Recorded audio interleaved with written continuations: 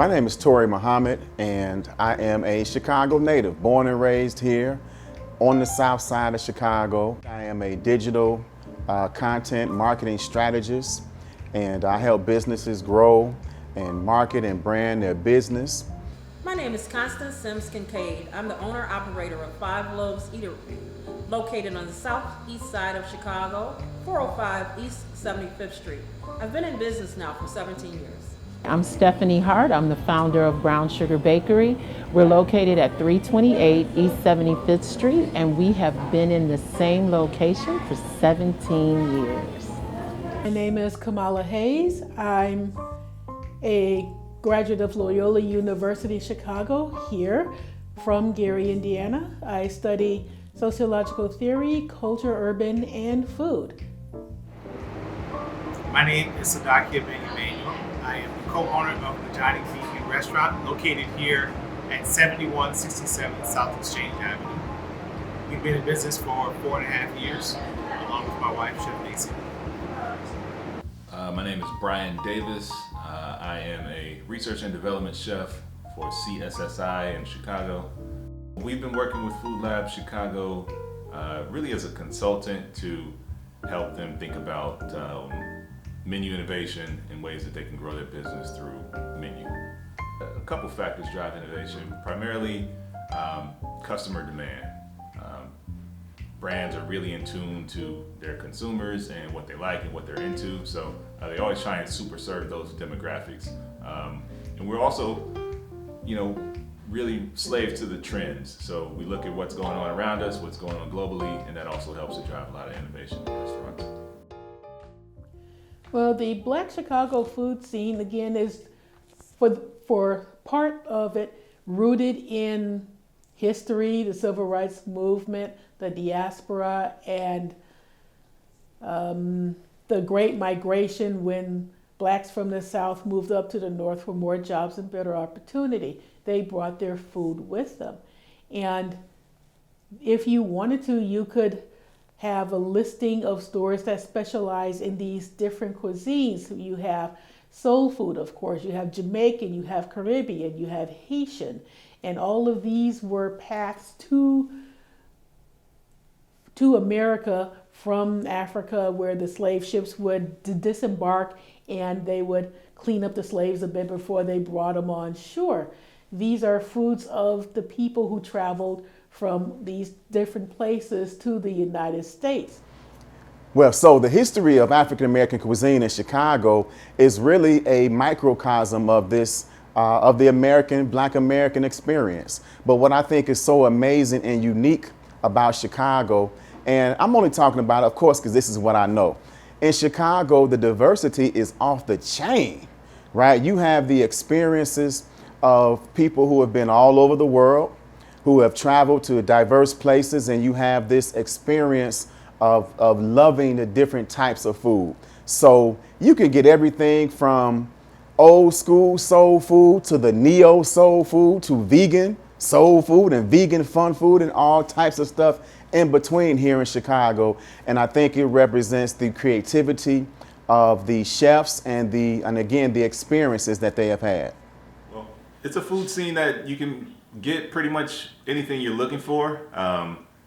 There's a lot of history in Chatham and South Shore. There's also a lot of new history in Chatham and South Shore. So, if we come from a tradition of people who love everything that's crispy and delicious, but trying to go for a healthier alternative to what we grew up with, there's vegan and vegetarian options that'll give you that same kind of flavor and the same kind of texture that you're looking for. So the Chatham and South Shore community gives you kind of that historical backbone of delicious food that we're used to, as well as like the new versions of it. One of the things I appreciate about cuisine in the south side of the city is that it is rooted in soul food, and there's a difference between soul food and southern food. So southern food is the region. Soul food reflects the people who made it because they put their soul into it.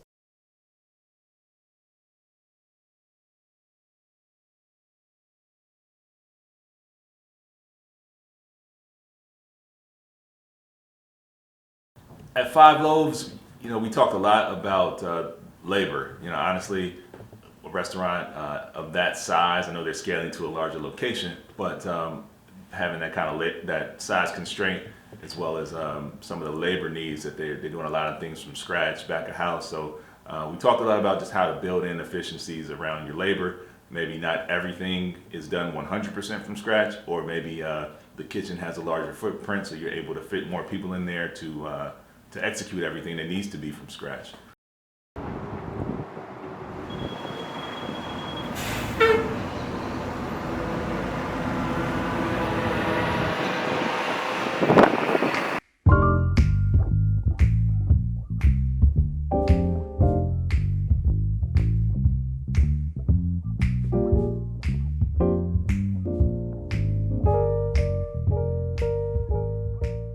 As far as the process goes of reopening and making the menu look different, that's probably where I need the assistance from, and being smart about that.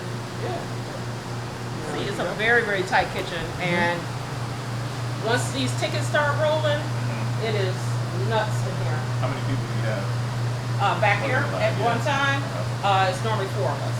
Okay. So these guys are hustling, they're working so hard, but it's like, it's just too much to put one meal together. Right. From 9 o'clock, whenever we first really get our hit, is about 9 o'clock.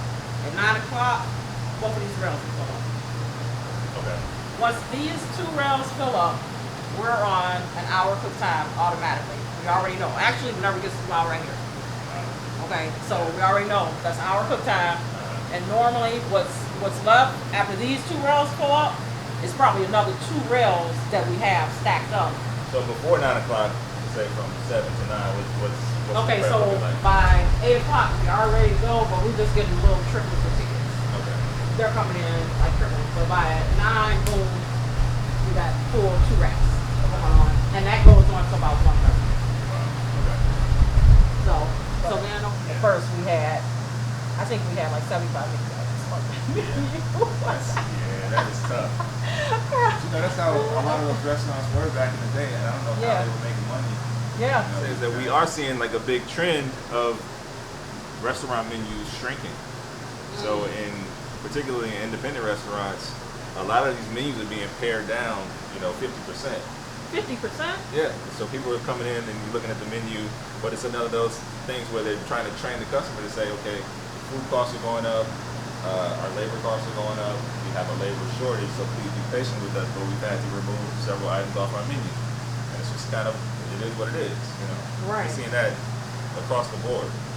Wow. Yeah. You got to train the customers that it's more efficient this way. If you just put in your order and we see the ticket come through and we have your order ready to go, we can tell you right when you place the order online, Right. 15 minutes from now, be there to pick up your order. Yeah.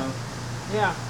One thing that, we do a lot of at CSSI is we always talk about the limited time offers, the LTOs, which is those cyclical kind of menu items that you run for 6 to 8 weeks. And you can only get it during that time. So you kind of build it into your ordering schedule. And it could be something that maybe is already on the menu that you just remove temporarily and bring it back for an LTO. It's like a popular item that people really rave about it, but it doesn't sell as much. Right. You eliminate it from the full menu, just put it out for a 6-week I like that. time. I like that. And that way you can kind of gauge, whether or not it's something that can be a moneymaker for you.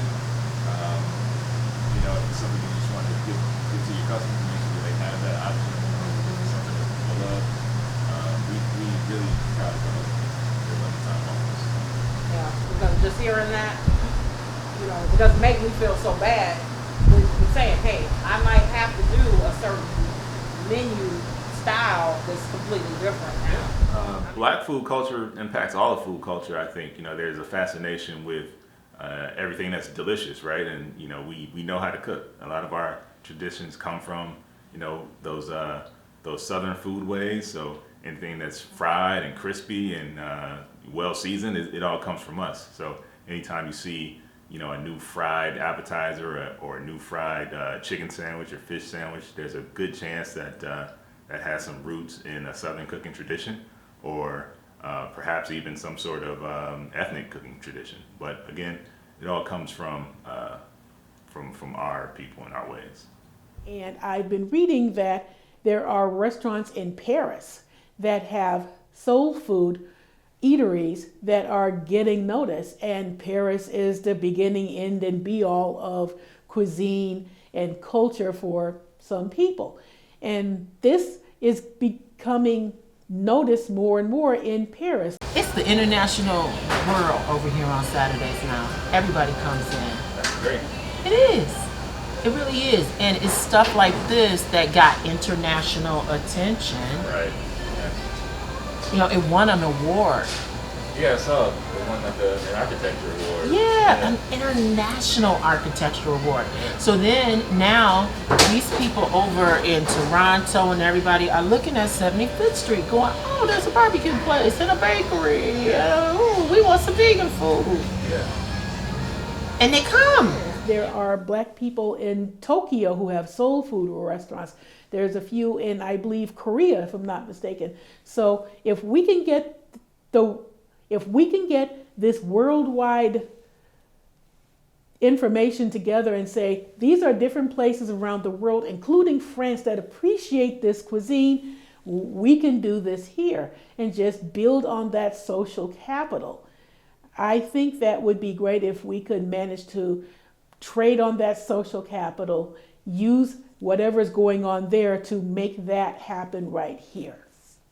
Chicago chefs are game changers, right? So you can go a few years back and look at the trend of no pork and no beef with, you know, places that only serve turkey and chicken products. You can look at even further back than that. The trend now is very popular with vegan food, but we know we have right here in Chatham, Soul Vegetarian was the premier vegan place that people came from all over the city and even traveled from different parts of the country to experience vegan soul food. And so you have an incredible influx of egg rolls, right? You have Black women making tacos, right? You just have so much creativity and diversity here in this city. And I think I'm probably missing something. Of course, we can't leave out desserts, right? We have some amazing dessert places here in this city as well. So you could really travel the globe in Black restaurants in Chicago and hit almost everything that you might want to experience.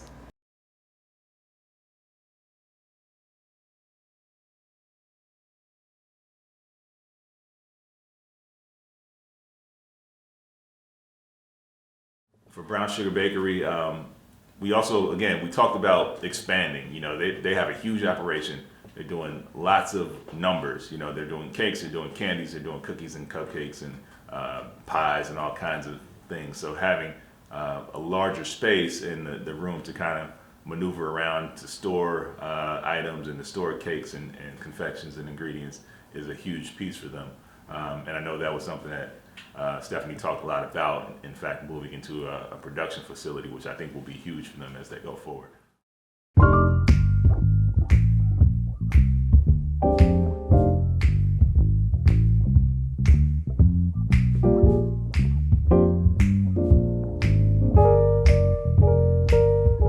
We're not so much needing menu innovation because we innovative, ain't we, y'all? We are completely innovative up in here. We know what to do with a cupcake and a piece of cake.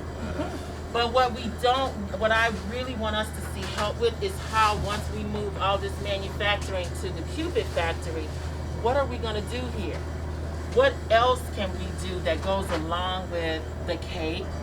Or how do we expand the cake and dessert so that we can reach more people and grow? When you look at Brown Sugar Bakery, now there's a theme that Stephanie often promotes, and it's about looking through life through rose-colored glasses, right? And so when you can take a piece of a slice of caramel cake and someone who has been having a terrible day, they've been dealing with the struggles of the world, and they can bite into that caramel cake and it eases their mind, it relaxes them, it reminds them of grandma or of their own cooking, or it reminds them of family time, you know. And when you can create those cakes that help celebrate life, you know, of course, the food and what we put into our bodies is important, but it's also important the thoughts that we have while we are eating.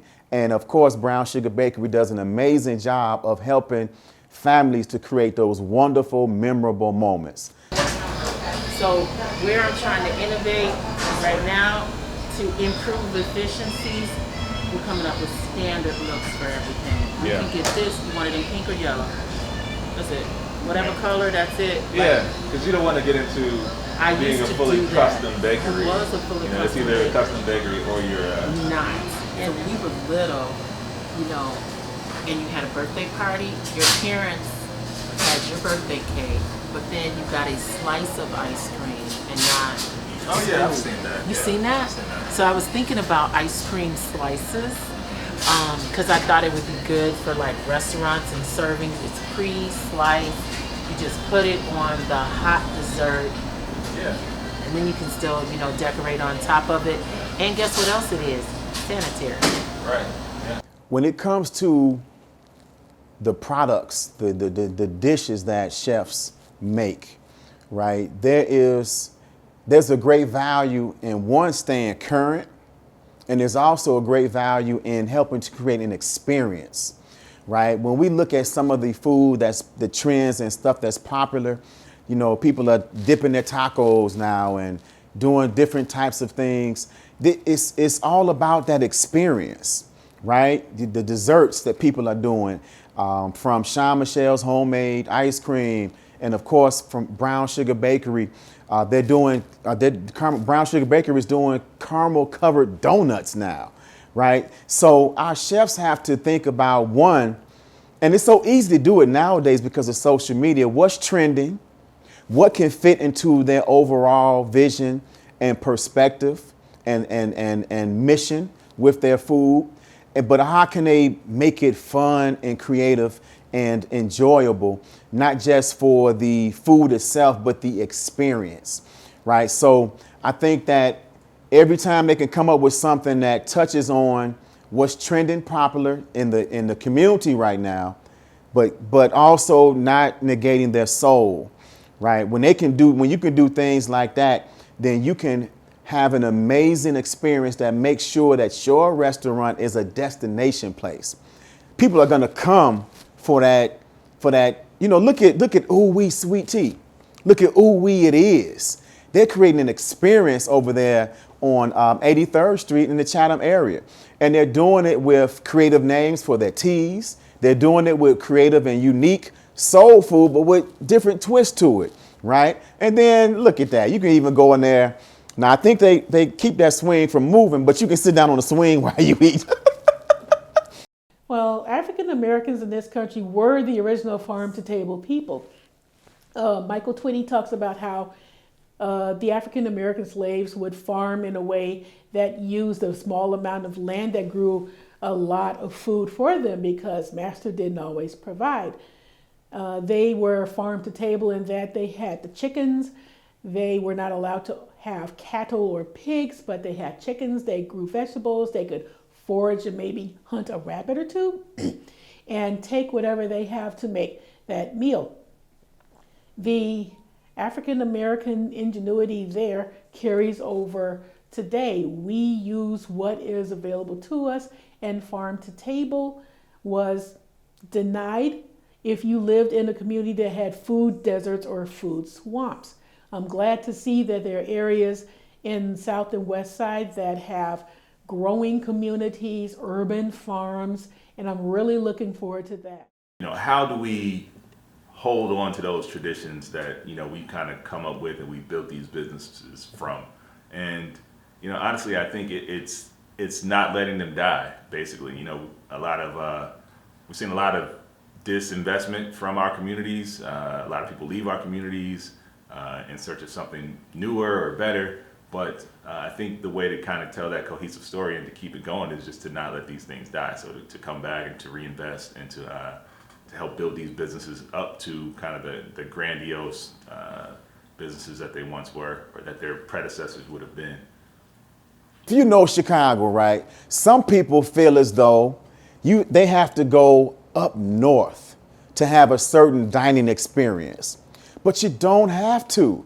You can come right on 75th Street and you can have, it's so diverse and so amazing, right? You can have breakfast and brunch with 5 loaves. You can, and flaming, dinner with flaming. You can have, of course, your desserts with Brown Sugar Bakery. You can get that bucket of chicken or that white meat, you know, fried hard, salt and pepper, mild sauce on the side from Harold's, right? You can get your barbecue from Lim's, right? If you like sandwiches, you can get something from Mabe's Deli, or you can go right next door for soulful cooking that they have those big turkey burgers and a little Southern cuisine over there, right? And of course, you can keep going down the street and go to Soul Vegetarian. And so this is all within a 2-mile strip, right? So it is a wonderful place for you to get great food.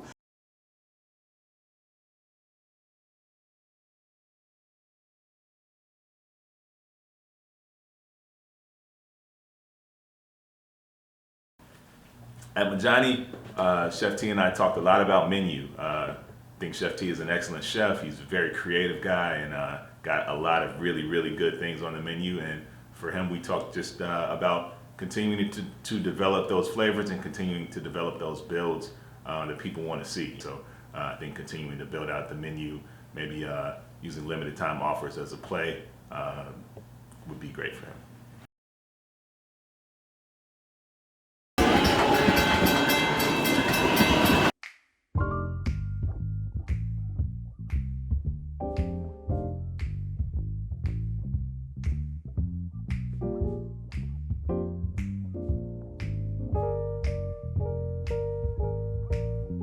I would say our most popular dishes are barbecue cauliflower, mac and cheese soul bowl.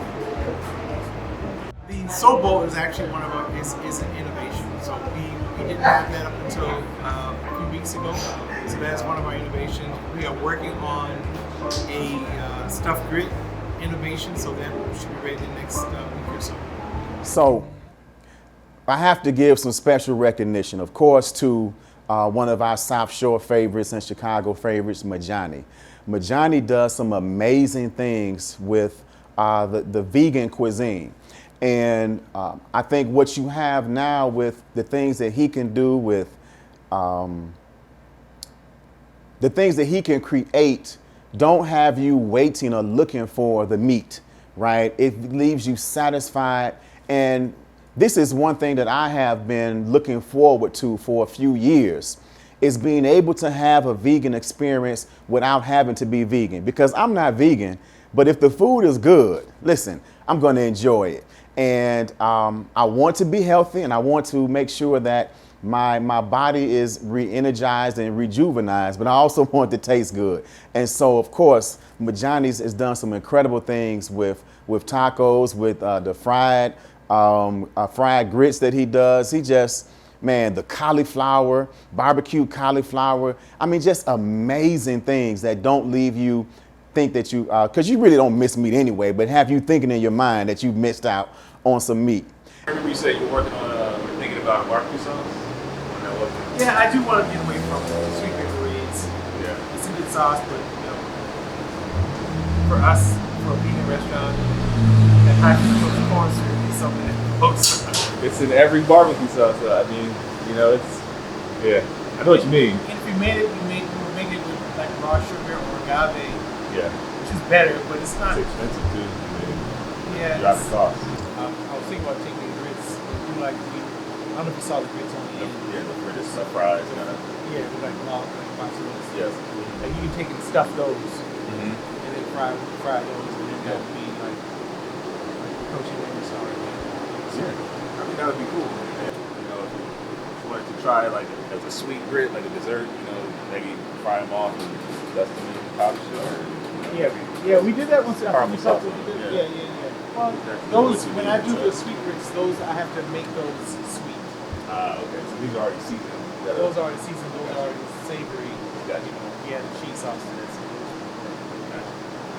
I guess now's a good time to do that one because my wife is off for a few weeks. So Yeah. I mean, could be worth it just to give it a try. we just switched our POS system to spot on. So yeah, so everything, if you get a call in order, we can just program it in and hit send with the name, hit send, and then it'll populate here, and when it comes, you just pull up off the list. Yeah. We'll usually make it there, so ahead of time at the commissary. You've been to our commissary. No, I haven't. Yeah. So that's it. So everything is made at our commissary, which is a block from here. Okay. So it's made there and it's distributed here at our Polk location. Okay. I'm just curious to know what you think. You know, if you were to add new menu items, to test new menu items, how do you want to do it? Like, we thought about maybe offering them as a one-day-a-week deal. So, you know, we're offering this new, let's just say the loaded grits bowl. We're offering it on Sundays, just to kind of see what the response is. You know, that way you can kind of forecast how much you might need, how much you might sell. I think that's the best way to do it because before you add, before you make it permanent on the menu, you want to test it out. So And it's a little bit better, yeah. yeah, just to see what the response is going to be. Yeah, because I mean, from the world we come from, like most of these chain restaurants, they run like the limited time offers, the LTO cycles, where they do, you know, maybe they do 4 cycles a year, or they'll have 6-week LTOs, and they kind of switch them out based on the theme or something. So, I think it would be cool to kind of have like a limited time only item. I agree 1,000% with that. Yeah. We were just talking about what can we do that would, as a sandwich or as an entree that would make it. Now, in the fall, we used to have a soup of the day, which we haven't offered because we trimmed our menu during COVID. But now there's cool if we want to go back to our soup of the day. So chili is probably Change it every single day, they just kind of cycle through it. Like, whenever we make a batch, when it was gone, we make the next soup. Yeah. So, but chili was one of the things that did well. but it wasn't like Monday's chili day, or No. Tuesdays. Okay. It's always menu Until it goes out. Yeah, gotcha. Yeah, I think that's one thing that I think could be. I agree with you 1,000%. Yeah, just something to try, to see how it plays out and to see how people respond to it. So listen, brothers and sisters, when it comes to catering, when it comes to providing some great products, whether you're getting a catered meal from a Johnny's or you are getting that birthday cake or that anniversary cake from Brown Sugar Bakery, or whether you're getting some great meals to go from Five Loaves, listen. Hey, don't forget Harold's now. You know, listen, man, to have a bucket of those wings and some fries, man. Watching the football game with the fellas, man, it's all a part of helping to celebrate life. And I don't know of a time where it was not uncomfortable if we were having a celebration or a get together or a gathering and there was no food. That's a problem. There's some uncomfortable. Wait, what's going on? Ain't nothing to eat. Hey, let's call somebody, right? If there's no food there, then we are going to get some food. Everything's going to start late because food has to be part of the celebration, right? And it's that family time. It's that comfort food. It's those memories that are created, whether it's something that you get from a restaurant or something that you make yourself from scratch or do a combination, right? All of this makes for wonderful times and wonderful experiences.